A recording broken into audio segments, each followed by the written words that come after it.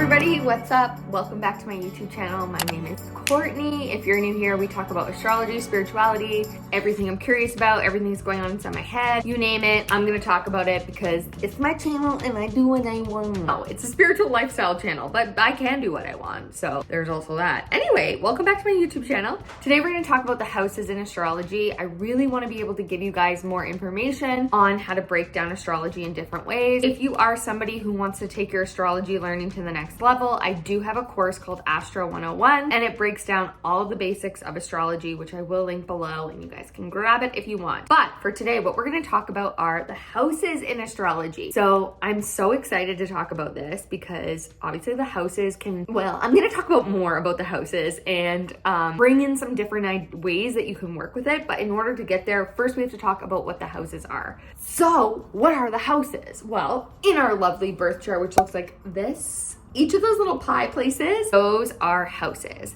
Now, I use a system called placidus house system. Some people use whole sign house system. Basically, placidus, they don't all look the same and the same sizes, which is totally okay and normal. And essentially, that just happens because of the system that I use, and it gives us, to me at least, it gives us more of like a direct understanding of what is exactly in those houses. So houses in astrology, there's always 12, but in placidus system, they're not all the same size. Both side system, they will be the same size. So you might notice that in your chart, you might have like Aries that rules two houses. Totally normal. It happens. It's just unique to you in your chart. So let's go through the houses today. And yeah, hopefully this gives you a little bit more insight. So when we're looking at the houses, there is a circle and it goes around like this. And I'll probably put something right now up over the screen, but each of the houses has like a different representation and some key words to go through when we are talking about astrology and what they represent.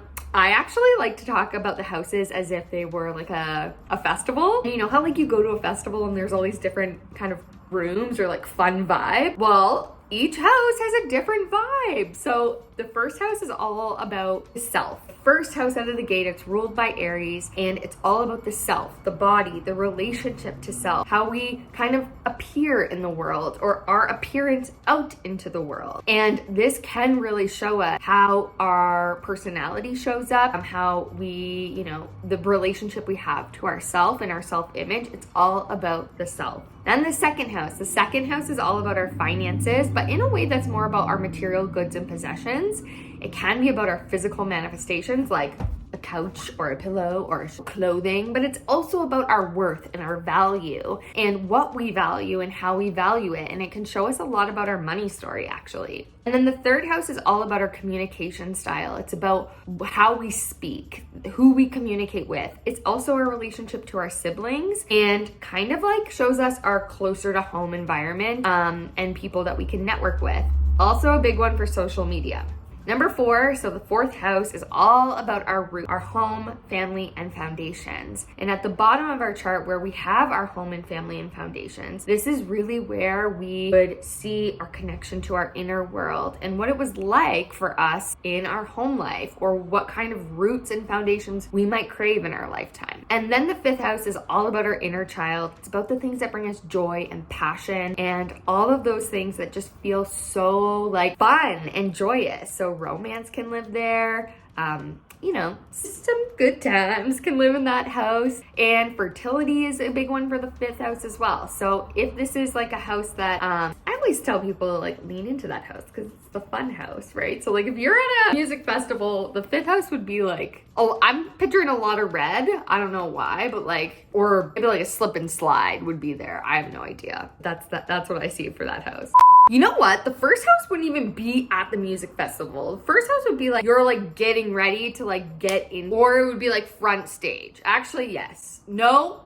Yes. The music festival for the first house would be like, you're at the front stage. I don't know. That's how I feel it would be, okay? Second house, I feel like would be like I feel like the second house would be more of like you're getting a drink or like food, or it's ruled by Taurus. So like maybe you're chilling, like still listening to music, but like having a beer, you know, like in the grass or something. That's second house. Third house would be like you are like in it. You're like chatting, you're singing, you're up there, you're with your friends, like just having a good time, raging. That's that part. Fourth house, like you're all the way back there. So you're taking a time out, okay? You're just like, I need some space. I'm just gonna like come back to self here and just sit under this beer tent and just chill. The fifth house would be like, yeah, there's a slip and slide or something. I feel like that would be like, you're like, okay, I'm ready. I can like go have some more fun again. And then the sixth house is what represents what we do on a day-to-day basis and our routines and how we help ourselves. So the sixth house is really connected to our wellness and our physical body. So it's how we take care of ourselves, like when we shower, brush our teeth, all of those things. It can also tell us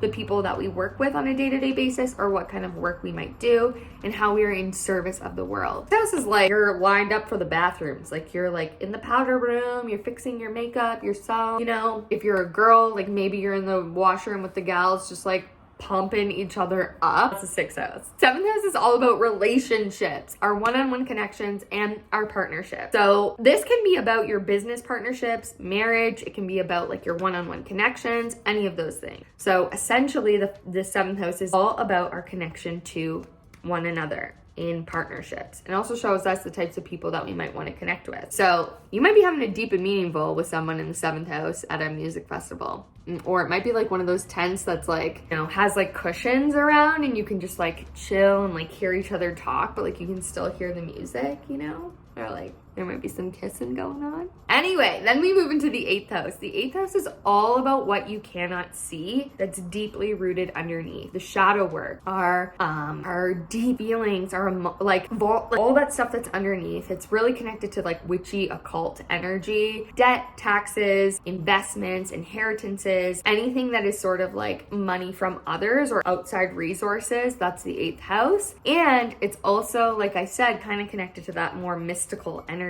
So there's a bit of a mystery with that house. It is ruled by Scorpio. So I guess if we were at a music festival, this is the part of the time where like it's also ruled by sex. So like, just gonna leave that one up to everyone's imagination. Number 9, what is the ninth house? The ninth house is actually ruled by Sagittarius, all about higher learning and understanding. So it really asks us to learn new things, invest in our knowledge, travel is part of the ninth house. So seeing things from a bigger perspective or the bigger picture is very ninth house energy. It can be about publication and also like going to university or going back to school, those type of things as well. So ninth house, you're like in a different world, you're experiencing something new and different. I seriously feel like the ninth house is Burning Man. I feel like ninth house energy is very Burning Man energy. Anyway, 10th house is all about our career. It can show up as our purposes in our lifetime, but I think it actually shows us like more of the reputation that we lead in the world. So the roles that we take on, what kind of,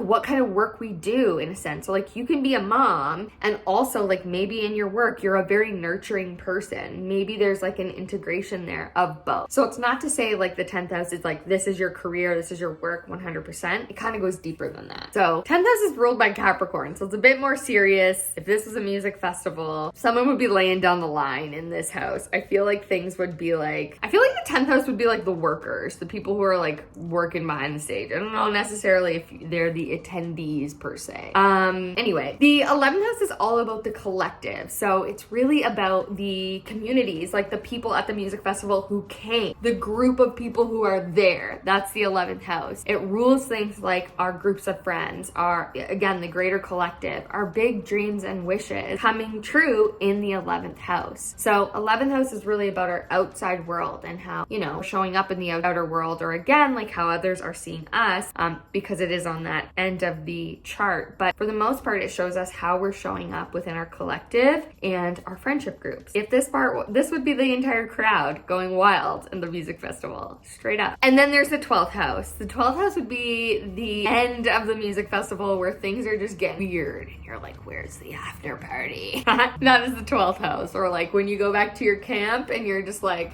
These are wild. That's the 12th house. 12th house is all about things that are hidden. It's very spiritual. It's, you know, seeing things in a different way, fantasy. It's also really connected to our dream state, our subconscious, accessing our subconscious, and it's about endings. So retreat, right? Moving away from things, ending something before we go into that first house. So obviously, if you've ever been to a music festival before or any big event, there's always something that happens after that gets a little bit weird, and that would be the 12th house. So I hope you liked this explanation of the houses. Definitely let me know below if you have any questions, and I will definitely get back to them or make another video. But I hope that you enjoyed this, and I will see you guys in my next video. Don't forget to like, comment, subscribe, and I will see ya in the next one. Go live your dream. Bye.